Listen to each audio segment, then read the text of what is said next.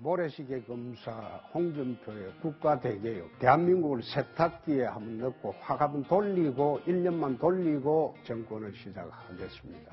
1, 2, 3, 4, bubble, bubble. 그러니까 대한민국을 세탁기에 넣고 돌리겠다 그러시는데 많은 국민들이 우리 홍 후보님도 세탁기에 들어가셔야 한다고 생각한다고. 세탁기 들어갔다 나왔습니다. 완전히 나왔습니다. 판결문 한번 보시죠. 1, 2, 3, 4, bubble, bubble. 그 세탁기 갔다 오셨다고 하는데 그 세탁기가 고장난 세탁기 아닙니까 혹시? 세탁기가 삼성 세탁기입니다. 1, 2, 3, 4, bubble, bubble. Sweet love, sweet dream, bubble.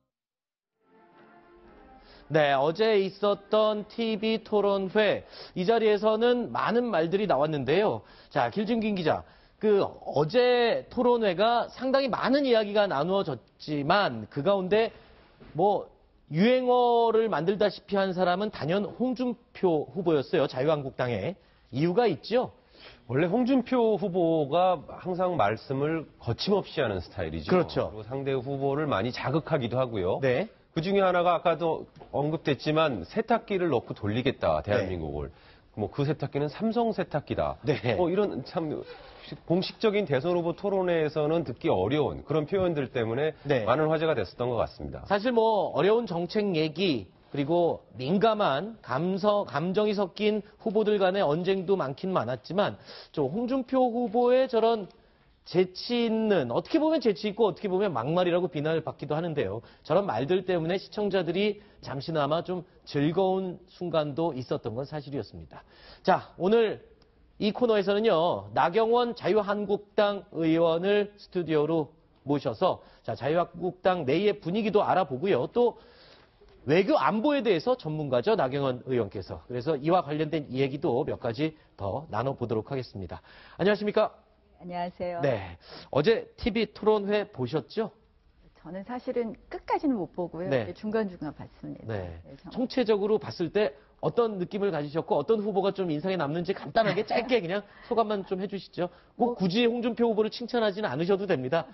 아니요, 그냥 저희 당에서는 어쨌든 이번 대선 이슈 중에 핵심 이슈가 안보 이슈인데 안보 이슈 부분에 있어서는 역시 보수 정당 후보 특히 이제 홍준표 후보가 안보 후보임을 잘 보여줬다, 네. 각인시켜줬다, 이것이 저희 당의 입장입니다. 네, 알겠습니다.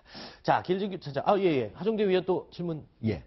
하나, 다른 후보하고 달리 홍준표 후보, 지금 현재 대법원에 자신의 정치자금법 위반으로 그것도 1심에서 징역 1년 6개월을 바로 선고를 받았는데 2심에서 무죄가 났기 때문에 지금 후보로 나온 거 아니겠습니까? 그죠? 그런데 이미 자유한국당의 전선인 새누리당에서 만약에 그게 된다면은 원래 후보 안 되는 거 아니겠습니까? 네, 그냥 후보가 짧게. 안 된다 그러신 건 무슨 말씀이신지. 원래는 당 규정에 따르면은 그 자체 여러 가지 당직 자체도 안 되도록 돼 맞습니다. 있잖아요. 그런 부분이 조금 아쉬운 부분이 있는데요. 이번에 후보를 하겠다고 나서신 분들이 마땅히 없었고요. 네, 그러면 알겠습니다. 이제 뭐 하여간에 당원 당규 부분은 넘어간 것으로 알고 있습니다. 네, 알겠습니다. 자, 조금 전에 우리 길준규 차장이 홍준표 후보의 세탁기 발언에 대해서 이야기를 잠깐 언급을 해줬는데 이 관련 세탁기 발언이 이번이 처음이 아니라면서요. 이게 과거에도 여러 번 홍준표 후보가 언급을 했었다면서요. 그렇습니다. 저도 뭐 사석에서 홍준표 후보 워낙 거침없이 말씀하시는 네네네. 분이기 때문에 뭐 세탁기 넣고 돌리겠다 이런 얘기를 들은 적도 있고요. 공식 석상에서도 2009년 박연차 리스트 사건 때 대한민국을 세탁기에 넣고 돌려야 한다. 그때도 그런 말씀을 하셔서 한번 화제가 된 적이 있고요. 그 이후에 2011년도에 법무부 장관으로 거론될 당시에도 내가 법무부 장관이 되면 대한민국을 세탁기에 넣고 돌리겠다 이런 말씀 때문에 주류 세력들이 나를 겁내는 거 아니냐 네. 이런 얘기를 이전에도 언급한 적이 있습니다. 네. 홍준표 후보 어제 이 말 말고도요, 좀 거친 말들을 많이 쏟아냈습니다. 그래서 저희가 영상으로 준비를 했습니다. 함께 들어보시겠습니다. 홍 후보님 대통령 되시면 지금 안보 경제 위기를 극복하느라고 대통령이 하루 24시간도 모자랄 판인데 법원에 재판받으러 가셔야 되지 않습니까? 제가 이제 보기에는 예. 꼭 그 옛날에 그 이정희 의원을 보는 기분입니다. 지금 지금 주적은 문재인 후보입니다. 문재인 후보한테 공격을 하셔야지 지금부터 계속 그래 하는 거는 난 좀 그렇습니다. 같은 흑수저 처지에 왜 제가 주적입니까? 충북 장하기 때문에. 국가 안보가 이래 위태로운데, 아니, 당선되면 제일 먼저 김정을 찾아가겠다. 이런 생각을 갖고 있으니까 주적이죠. 안철수 후보님은 우파입니까, 좌파입니까? 저는 상식파입니다. 청년 일자리를 위해서 그 민주노총을 응징하겠다 그렇게 말씀하셨는데 저가 대통령이 되면은 홍 후보님 국민 세금으로 특수활동비 지급한 거 가져다가 사모님 생활비로 드리고 이런 돈 제대로 알뜰하게 챙겨서 국가가 나서서 청년 일자리 만들 겁니다. 대통령 될 리가 없으니까 그런 꿈은 안 꾸셔도 됩니다.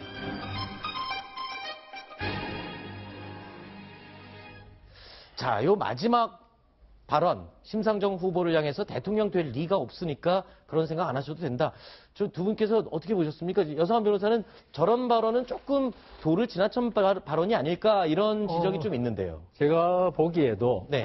저게 전 국민이 보는 TV 토론 자리에서 네. 뭐 본인의 마음속으로는 저렇게 생각하고 싶지만은 네. 어떤 예의라는 게 있고 있죠. 네. 그러니까 심상정 후보가 조금 뭐 지지율은 물론 낮고 하지만은 네. 홍준표 후보가 자기의 어떤 그 생각을 펴는 데 있어서 자기 생각을 표현하는 데 방점을 둬야 되는데 홍준표 후보의 모든 걸 보면은 다른 사람을 내림으로써 자기를 네. 올리려는 그런 경향이 좀 있거든요. 그게 물론 트럼프 지금 대통령의 선거 전략이 했습니다만은 네. 그 부분에 조금 아쉬움은 있다고 하겠습니다. 알겠습니다. 자, 이 자리에 지금 나경원 자유한국당 의원 나와 계시는데 안보관 그리고 이 외교 또 대북 문제 이와 관련된 얘기로 좀 넘어가 보겠습니다. 어제 후보들이 밝힌 안보관에 대해서는 나경원 의원께서는 좀 가지는 생각이 특별한 부분이 있었을 것 같아요. 자, 어제 후보들의 안보관에 대해서 좀 짚을 점이나 좀 포인트가 있다면 어떤 게 있을까요? 저는 사실 이번 대선 또 지금 현재 대한민국의 정치 상황에서 사실 이제 안보의 위기와 경제의 위기, 쌍둥이 위기라고 하지 않습니까? 그래서 네. 참으로 이 안보관이 굉장히 중요한 때인데 후보들 보니까 너무 아쉬운 부분이 많습니다. 특히 이제 문재인 후보는 사드에 대해서, 사드 배치에 대해서 사실상 반대하는 입장이다가 이제 최근에 와서 네. 조금 다른 입장을 이야기하고 있어요. 그런데 결국은 뭐 이렇게 이제 와서 나도 안보를 중요시해 이렇게 말한다고 되는 것이 아니라 지금 네. 최근 계속 뭐 그동안 문재인 후보가 한 얘기를 보면 개성공단도 즉각 재개하겠다. 네. 또 그리고 어제도 보면 선제 타격에 대해서 보류시키도록 하겠다 이렇게 네. 이야기를 하고 있습니다. 선제 타격은 사실상 북한이 이 공격을 할 것 같을 때 자위적 예방적 조치로 하는 부분이거든요. 네. 우리가 전면전을 절대 전면전이 있어서는 안 되겠지만 일종의 선제 타격이라는 것도 북한을 압박하기 위한 수단이거든요. 네. 그런데 이러한 부분에 대해서 항상 무장 해제하겠다는 것이 문재인 후보의 입장입니다. 네. 특히 개성공단 아까 재개 문제도 논의가 되었는데요. 실질적으로 개성공단이 왜 폐쇄됐습니까? 북한이 4차 핵실험을 하고 미사일을 발사해서 그런 건데요. 지금 이 정도로 핵 능력이 고도화되어 있는데 개성공단을 그저 재개하고 대화하겠다? 이것은 북핵 문제를 근본적으로 해결할 수 없는 부분이라고 생각을 해서요. 특히 트럼프 대통령은 오바마 정부의 이 전략적 인내 정책을 폐기하겠다는 입장입니다. 그렇죠.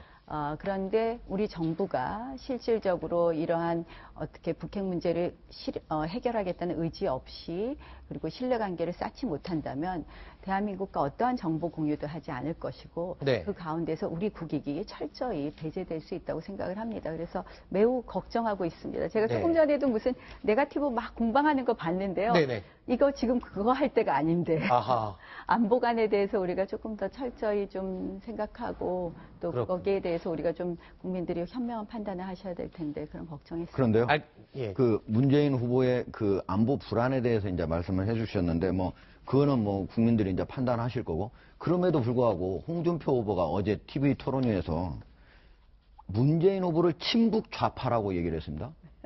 어떤 근거로 그렇게 얘기한 겁니까? 네, 홍 후보께서는 이제 믿을 수 없다라는 부분에 대해서 그렇게 말씀하셨을 텐데 특히 이제 북한을 먼저 방문하겠다든지 이러한 전체적인 남북 관계를 보는 부분이 좀 우려스럽다 이런 표현을 친북 좌파라는 표현을 하셨지 않을까 이렇게 생각을 합니다.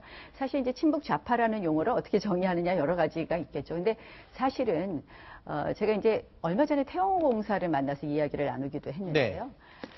우리한테 가장 비대칭적인 우리한테 아주 효과적인 전력이 대북전단하고 그리고 확성기입니다. 네. 그리고 그것을 이제 적극적으로 활용해야 된다 이런 얘기도 태영사도 하던데 제가 외통위원장 시절에요. 북한 인권법 하면 대북전단 금지시키면 북한 인권법 통과시켜줄게. 이게 다 문재인 후보의 발언입니다. 그 당시 문재인 대표의. 그다음에 북한 확성기도 반대하는 입장이었거든요. 사실상 우리가 유일하게 가지고 있는 전력 수단은 모두 해제하자는 것이 문재인 후보의 생각이었습니다. 그건 어떻게 보면 북한이 가장 우리에게 어떻게 보면 애걸복걸하게 하면서 이거 제발 좀 하지 말라는 것들이었거든요. 그런 부분에 있어서 심히 우려된다는 말씀을 드릴 네. 수밖에 없고요. 그런 취지로 얘기하신 거 아닌가요? 네, 지금 말씀하시면서 과거 국회 외통위원장을 하실 때 문재인 후보 때문에 힘들었다라면서 지금 사례 하나를 얘기를 해주셨는데 구체적으로 또 어떤 부분이 가장 힘들었기 때문에 그렇게까지 말씀을 직접 하시는 겁니다. 그러니까 이제 결국은 저희가 북한 인권법도 일찍이 합의해서 좀 통과시켜 보고 싶어 했는데 네. 대북전단 금지를 해야지 북한 인권법을 통과시켜 주겠다고 이렇게 대북전단 네. 금지와 북한 인권을 좀 바꾸자고 제안을 한다든지 이런 사례가 계속 있었기 때문에 네. 저희로서는 참 이 민주당 문재인 후보의 이러한 생각이 어떻게 보면 민주당 외통위 위원님들의 생각을 이렇게 전달되는 부분도 있고 해서 그렇군요. 굉장히 어려웠습니다. 그럼 지금 얘기의 결론을 근거로 얘기를 한다면 문재인 후보의 안보관보다는 안철수 후보의 안보관이 더 낫다 이렇게 평가를 할 수 있는 겁니까? 안철수 후보는 사드 배치에 대해서 최근에 이제 찬성하는 쪽으로 네. 일찌감치 좀 바뀌었죠. 그러한 부분에 있어서는 조금 낫다 볼 수 있을런지 모르겠지만 안철수 후보의 안보관은 제가 정확하게 모르겠습니다. 네. 이제 문재인 후보는 그동안 여러 번 발언을 하신 부분이 있기 때문에 그리고 실질적으로 노무현 정부 시절에 이 송민순 장관 회고록에도 나오지 않습니까? 네네네. 북한 인권 결의안 사실 기권하는 거 북한에 물어보고 했느냐 안 했느냐 이런 논란도 있고 하는 걸 보면 실질적으로 문재인 후보의 안보관은 이미 드러난 부분에 비추어 보면 네. 우리가 과연 이 한미 동맹을 중요시하고 이 부분을 이 북핵 문제를 해결할 만큼 제대로 된 안보관을 가지고 있느냐 이 부분이 상당히 우려스럽다는 말씀을 드릴 수밖에 없습니다. 네. 조금 전에도 문재인 후보의 안보관에 대해서 좀 아쉬운 점이 많다라고 나경원 의원께서 말씀을 해주셨는데요. 자, 어제 토론회에서도요, 이 안보관에 대해서 문재인 후보가 상당히 공격을 많이 받았습니다. 그 부분에 대한 영상 함께 보시겠습니다.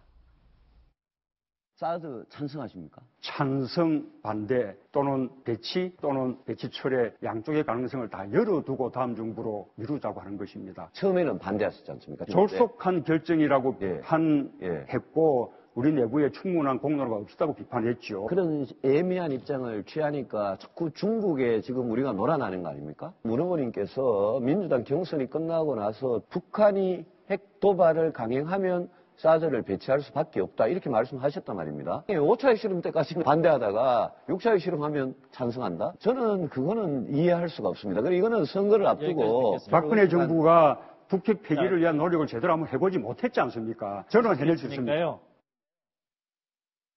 자, 연성환 변호사님도 예. 질문이 있으시다고요? 예, 귀한 걸음하셨는데 또 하나만 여쭤보겠습니다.